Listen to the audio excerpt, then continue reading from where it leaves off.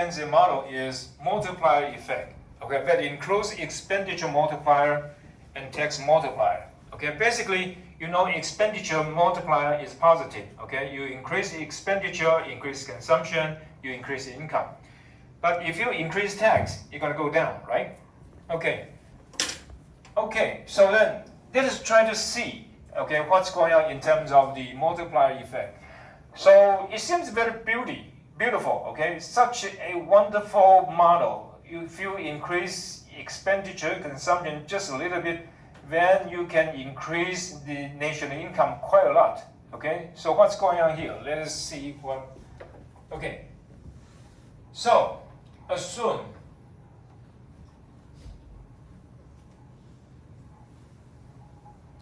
okay, let's assume MPC is equal to 0.9, right? Or maybe 0.8, whatever it is. Okay, 0.8, okay? And so, what will be the expenditure multiplier there?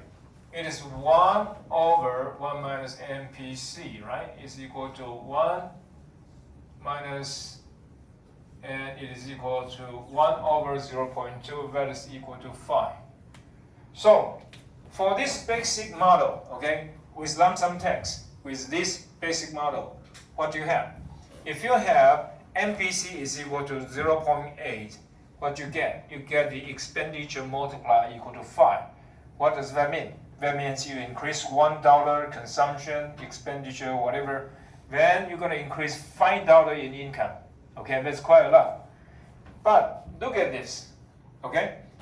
If we have tax rate, right? If we have tax rate. So let us say the tax is 20%, okay? If T is equal to 0.2. So this is the first basic model when the tax is lump sum. And now let's get to the second one, right? The second one will be here. So it is 1 over 1 minus MPC 0.8 times 1 minus T, also 0.8, right? Because 1 minus 0.2, okay? So it is equal to 136, right? Sorry, can anyone calculate that for me? Thank you. Sweeting, you have what? Okay.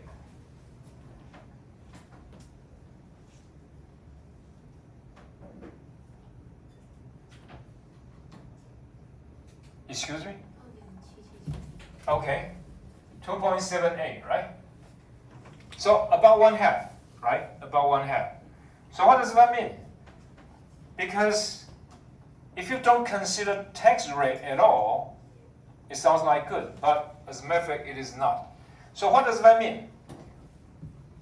If you consider tax rate, okay, a proportion of the income, then the multiplier effect goes down, okay? After you consider the tax rate, the multiplier effect goes down. So let's try this again. So what does that mean? That means 1 minus MPC, 1 minus T is less than 1 over 1 minus MPC. So after the second model, you consider tax as a proportion of income, then the multiplier goes down, okay? And let's try this again. So let us say the MPC is equal to 0.9, right? And then the multiplier, okay, 1 minus 1 over MPC is equal to 10, okay? And what about here? It's going to be 1 over 1 minus 0.9, okay, times 0.8. And that will be equal to 1 over 0.28, right? Okay, so sorry, can anyone get this number for me? Do I get it right? It should be, right? Because here is 0.9. And then that would be 0.8. How much is that? Okay. So you see, only 1/3 of it, right? About a quarter. Sorry, 2/4. Okay, so it drops a lot. Okay, it drops a lot. Less than 40% of it, right? Less than 40% of it. So, according to many studies, okay, according to many studies, the multiply effect is generally equal to 1 or about 1. Okay, so there's an exaggeration of the model. Okay, because if you look at Keynesian model, it's very basic. Okay, it's very basic. It considers only a few factors. But as a matter of fact, there are a lot of, I mean, the whole system, including tax and other things, is much more complicated. And as the example that I just gave you, right? If you buy a computer from Acer or Asus, right? You pay $30,000 for a computer. You suppose, okay, you pay $30,000 for a computer made by a Taiwanese company. You suppose that, well, the economy gonna increase income by $30,000. But as a matter of fact, that's not the case. Because computer, right, it has a lot of components made by American companies or South Korea, right? So in this case, when you go to the market, unless the whole components is from Taiwan, made in Taiwan, or otherwise, as a matter of fact, you contribute a lot of consumption to other countries rather than Taiwan. Okay, that's one point. And the other point is that tax, okay, will increase. And what about price? If you consume too much, okay, if the demand is too strong, what you get? You get inflation, right? So originally you plan to increase income, increase GDP, but as a matter of fact, if the demand is too strong, what you get? You don't get much in terms of production, but price level go up, inflation, okay? And then the other one is interest rate.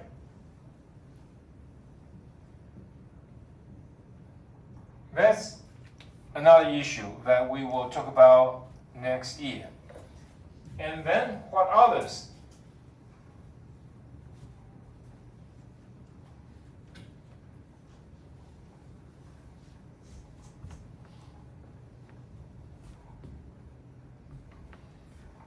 Okay, there's a term we call paradox of thrift.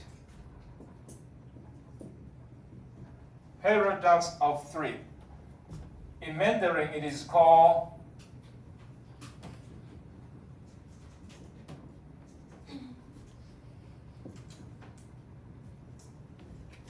okay, what does that mean? Thrift means you save money. Okay, save money is good, right? Because if you save money now, okay, so when you get out of school, you may be able to buy a car, okay, maybe just a used car. But, you're going to increase your productivity. So generally, the idea is that you save a little, okay, now, and that will be able to help you get increase in productivity. You're going to get more out of it. Okay, but Keynes say, no, it's not the case. If everyone gonna save, okay, if everyone gonna save, what happened? GDP gonna go down, right? That is the definition. Because you save, you don't spend, right? If you don't spend, there is little transaction in the market. There is little, sales in the market. So what is going to happen? The company don't have business. If they don't have business, what are they going to do? They may have to lay off. So you're going to out of job. If you're out of jobs, you don't have income. Okay? So, paradox of thrift. For us, generally, we're going to say, we save a little bit now, we're going to get increase in income, increase in a lot of things, okay, productivity, and etc. Okay? But for Keynes, he said, no, that's wrong. Okay? If you save, you don't spend. If you don't spend, GDP goes down. And if GDP goes down, demand goes down, what happened? The company may have to lay off because there is no such strong demand. Then I don't need this many workers, then I have to lay off. What's going on there is that you're going to be out of job. If you're going out of job, income going to go down and it's going to go further. So the same thing, so when we talk about consumption, that's positive side, positive cycle, and here that's the other side, okay? So this oftentimes, appear in the questions. It tells people that, okay, that's the idea of Keynes. Say, saving is not good. Okay, saving is not good. But what's going on is that John Maynard Keynes, he does not consider price level. Okay, neither does he consider interest rate.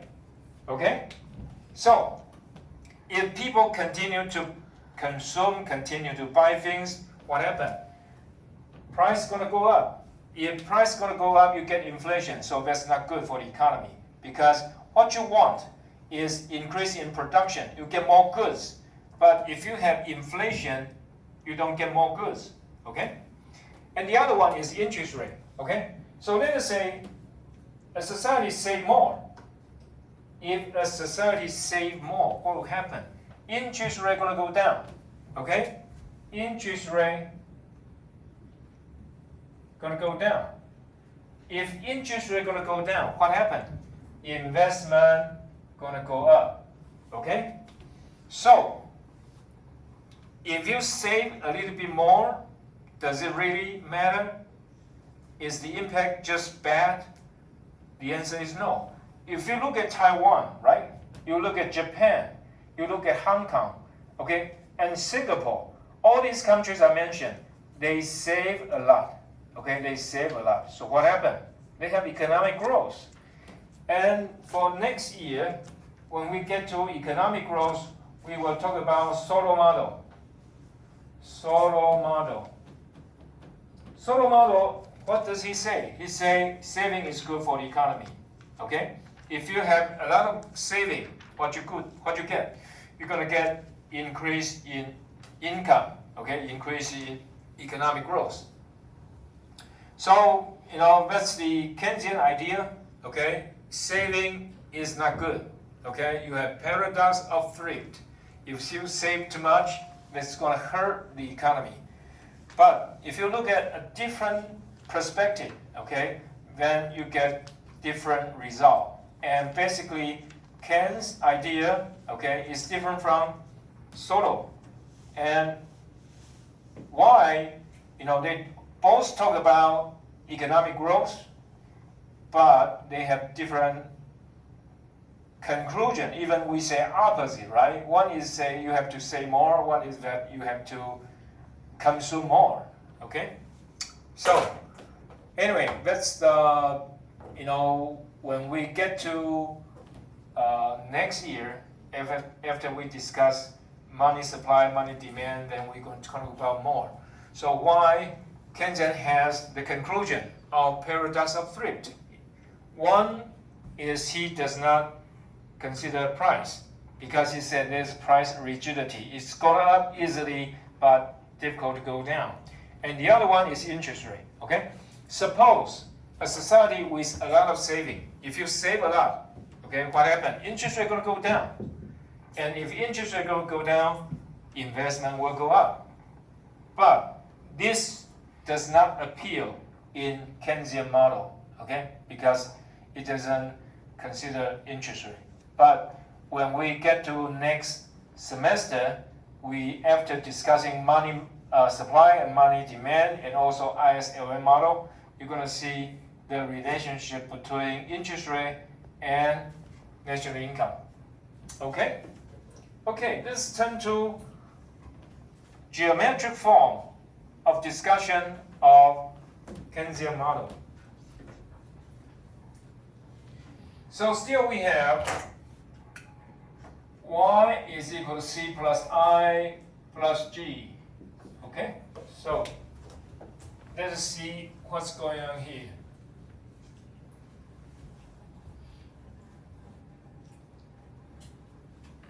And because, okay, when we discuss Keynesian model, there's no price, okay, no price. So how are you going to get equilibrium? You know, for a basic model, right? For a basic model, you have Q here, you have P here, and so supply demand, right? And then you get equilibrium price, equilibrium quantity, okay? But for Keynesian model, there's no price because he said there is price rigidity and the market is not perfect, so it doesn't work well. So then how are you gonna get equilibrium income? So the trick is to use the diagram here. You have here as YS. Okay, this stands for supply, and then you have YD here. It stands for aggregate expenditure. So here it is equal to aggregate expenditure and demand. And so, how to get equilibrium? So we have here 45-degree line. Okay. What is the characteristic for this 45-degree line? Along this line, you have x equal y, right? So suppose here it is x, here it is y. Along this line, okay, 45-degree line, what you have? You have x-axis equals to y-axis, okay? And so we have C plus I plus G, so let us say this is C, okay, and then here is I, and then here is G, so here is AE is equal to C plus I plus G, okay? Questions? And then, what are we going to get? So, here, AE is equal to demand, right? And this is 45-degree line. Okay, this is 45-degree line. This is equal to. So you see, this side and this side, okay, they have same length. That means the amount produced, supplied, and this is the amount demanded. So that is the same thing here because this is 45-degree line. And then let us try to figure out how does it work. So let us say we have y1 here, y1, and here is y star, okay? And then you have y2, say y2 here, okay? Okay, now we want to work out why the point E here is an equilibrium, okay? So, when the income level is higher than Y star, so here income level is higher than this, and this is the production level, right? Y1 is the income level, also the production level. But where is the demand? The demand is here. Okay, so let us say this is 1 and this is 2. So the income level is here, okay? Production level is also here. But demand is AE, right? Okay, aggregate expenditure, this is the demand. It is here. What does that mean? There's a gap. Okay, so production is higher than the good demanded. Okay, production here is 1, but the amount demanded is 2. What does that mean? That means there is a surplus of goods, and this amount of goods cannot be sold, right? Because you supply this much, but the demand is only here. So what the firm gonna do? The firm will reduce production to this point. And so, again, even though after reducing the production, okay, the production level is still too high because the amount of goods demanded is here, right? The amount of goods demanded will be here. So what does that mean? That means the companies have to continue to adjust to reduce the production to this point. Okay? So when the production is too high or when the supply is too high, what happened? The company has to cut production and then will cut income. And so adjust step by step what you get. You get the equilibrium here. Okay, then what about when the economy and the production level is lower? So here, this is the production level. Okay, this is the income level. Where is the demand? Okay, demand is here, right? And the supply, so let's say this is 3 and this is 4, okay? At least lower production level, okay? The income level, production level is here, right? This is 45-degree line, right? But where is the demand? The demand is here, okay? AE, right? This is AE. This is the demand. So the demand is very strong. When you put goods on the shelf, what happened? People are going to get them all. It's all gone right away. And so when the companies look at this, they're going to adjust production. So they're going to produce more and increase production. Okay, increase production, increase income, because the demand is so strong here. And what happened? At this point, the demand is here. Okay? At this point, okay, demand is here. So when you put goods into the market, it is all gone right away. So what happened? You have to continue to produce more. So the equilibrium is here. When the production is too high, when the income is too high, what happened? There is a surplus of goods. When the income is too low and the production is too low, there is strong demand. And they gonna get all the goods sold right away. So you're gonna increase production, increase income, increase production, increase income. Okay? So this is the way they adjust in the market. Questions? Any questions? Okay. Okay, there are two other concepts.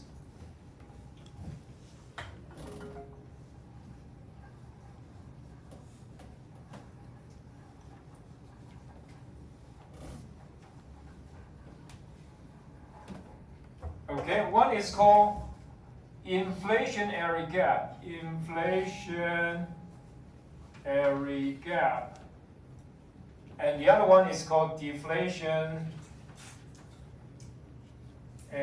gap. Okay? Mandarin, it is called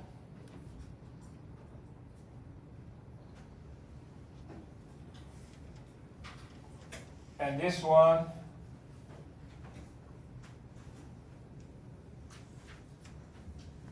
okay. Anyone done with this? Okay.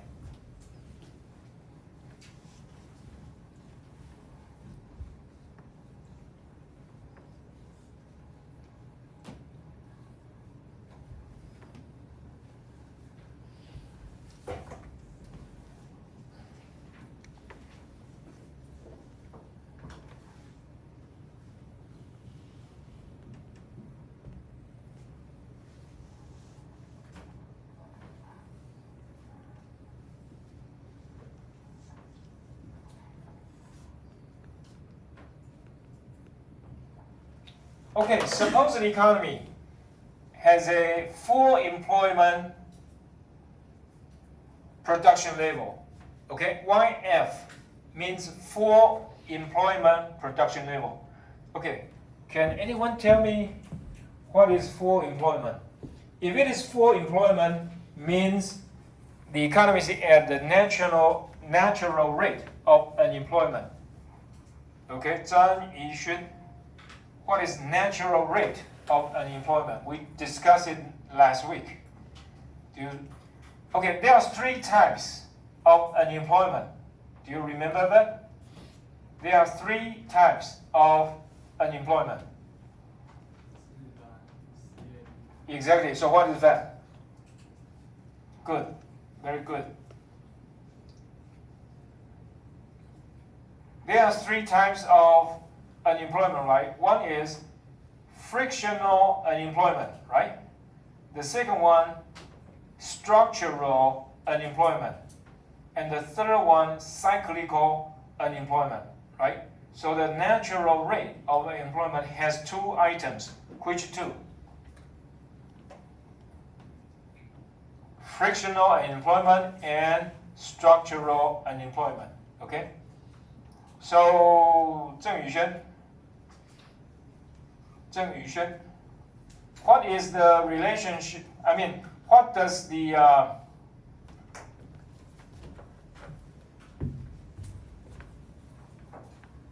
we talk about A-YDY-NKUST law. This week I should have spent a little bit time about this.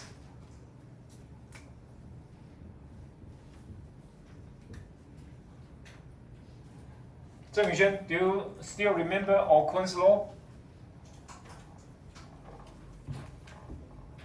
No. Anyway, we will discuss next week. Beijing, remind me on this, okay? Okay, let's talk about this. Inflationary gap and deflationary gap.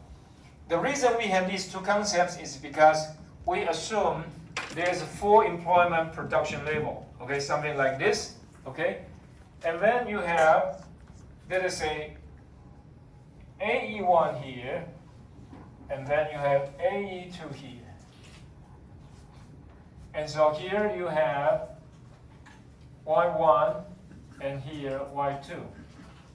Okay, at Y1, the aggregate expenditure 1, what you have? You have too much demand, okay? Too much demand. If you have too much demand, what is going to happen? If you have too much demand, there's going to be inflation. So this, okay, this is called inflation. Sorry, it's easier that way, okay? So this is called inflationary gap, okay? When you have inflationary gap, the equilibrium income is higher than full employment level, okay? The equilibrium income is higher than the full employment level. That is called inflationary gap. And here, for Y2, the demand is too little, okay? The demand is too weak. And so what you're going to have, if you want to get to full employment, you need to consume more, spend more, okay? So, suppose we use the basic Keynesian model there, okay? We use the basic Keynesian model with lump sum tax, okay? Keynesian model, lump sum tax. So, what is the relationship between A and B? Okay, so this part, right, and this part. So, because this one, okay, has a lot more demand, a lot more expenditure than the full employment one. Okay, so what you get? So B is equal to A times 1 minus MPC over 1. Okay? You just increase a little bit. That's the increase in income, right? Increase in expenditure. If you increase a little bit, what happened here in terms of the national income? You're going to increase by the multiplier. Okay? You're going to increase by the multiplier. So it is what it is. There. So A, okay, and B, what is the relationship there? B will be equal to 1 times the expenditure multiplier, okay? So if I tell you, okay, the difference between the income level, okay, if I tell you the difference between the income level, how to get to the inflationary gap or deflationary gap. So then inflationary gap or deflationary gap will be, okay, B, sorry,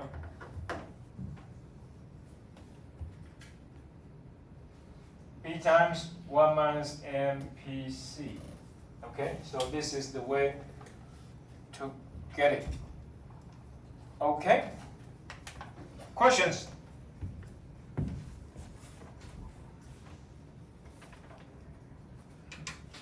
Okay, let me check the book a little bit. Oops.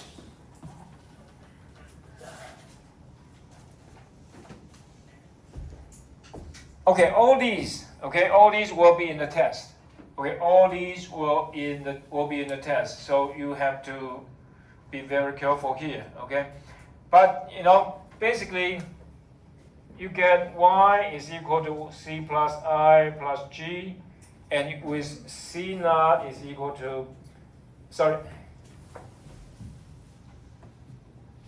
c is equal to c naught plus MPC times 1 little d. Okay, from here, there's a lot of questions that I can ask. Okay, and sometimes, because when t is equal to t times y, right? So I can also ask you, after you get the equilibrium income level, and so how much is the tax? And also I may ask you, the government has a budget deficit or budget surplus. Okay, so basically, if the government has a budget deficit, means that G is equal to T, greater than T. Okay, if the government has a budget deficit, means G is greater than T, and budget surplus, there will be T greater than G. All these questions should be easy. It should be easy. Nothing quite difficult. So, but you got to be careful because the question will be in English. Okay, the question will be in English. Okay. We still have some time. So let's look at the book.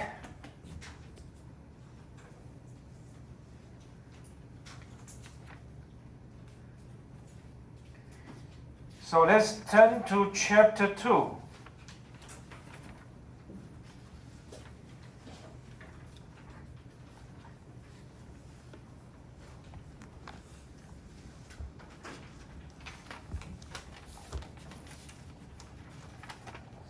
Okay.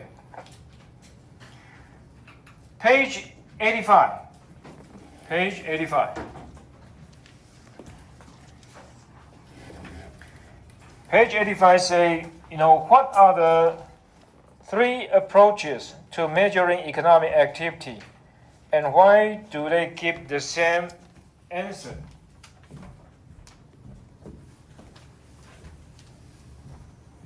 Su Yunqi. Question 1. What are the 3 approaches? The 3 approaches: production, okay, how much you produce, right? And then if you have all these goods produced, necessarily you're going to give people, salaries. And so there's income, right? And when people get their salary, get their income, they spend it. Okay, the same thing, that's in the market. They use that money to buy the goods in the market. So it is production, income, and expenditure. So how much you produce is how much you consume, you spend, and of course that's your income. Okay? So question 1, done. Okay, question 2. Why are goods and services counted in GDP at market value? Okay. Well, let me answer this question. So, because that's the most objective evaluation of that, okay? So, if you don't use the market value, what else are you going to use, right? So, and as I say, for some countries, they want to, your mom cook for you, wash clothes for you for free, right? And so some country say, this is not quite right. We, need to account for that. But as a matter of fact, since there's no income, there's no transaction, right? So, really it doesn't, get any real benefits out of it. Okay, so anyway. Okay, question 3. What is the difference between intermediate and final goods? And which of these categories do capital goods, such as factory machine, fall? Why is the distinction between intermediate and final goods important for measuring GDP? Okay, I'll get someone to answer that for me. Okay, 张子薇, question 3. 张子薇举手. Okay, good. So what's the difference? Intermediate and final goods. What is intermediate?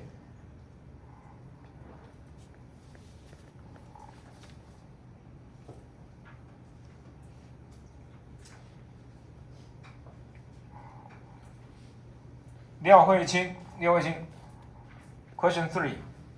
What's intermediate? You can tell me in Mandarin. We'll be fine.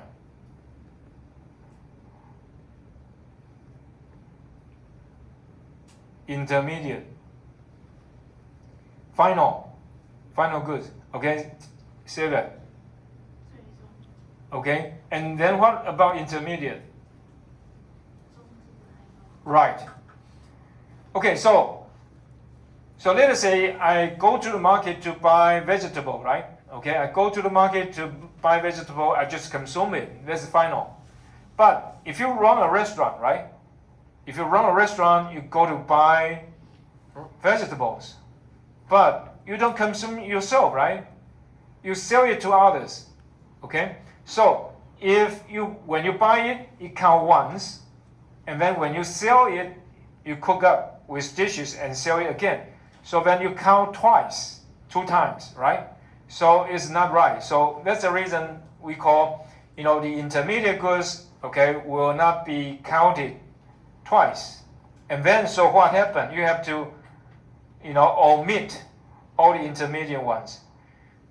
So in this case, capital goods, right? Capital goods is like machine, okay? You use machine to produce goods, okay? So that machine is the intermediate goods, so they will not be counted when you buy it. But after you sell it, you manufacture something and sell it. That's the way to avoid double counting. Okay, avoid double counting. Okay, question 4. This one should be easy, right? Lin Shengkai, can you read it? Would you please read it? How does GDP differ from GNP? Okay, how? It should be easy, right? No idea. Are you sure? I mean, you can speak in Mandarin. D means domestic, location. N means national, so it is nationality. So for American come to Taiwan to teach in Taiwan, okay, his contribution counts as Taiwan's GDP, but it will be counted as America's GNP. So GNP and GDP is based on nationality, okay? The same thing we talk about, companies. So if Google comes to Taiwan, okay, to build a company, right? It is American company, but in Taiwan. So its production is counted as Taiwan's GDP, but American GNP. Okay, so you have Thai, Vietnamese worker, Thai workers. When they come to Taiwan, okay, they are counted as Taiwan's GDP, but the GNP of Vietnam and GNP of Thailand. Okay. Okay, let's take a break. See you next week.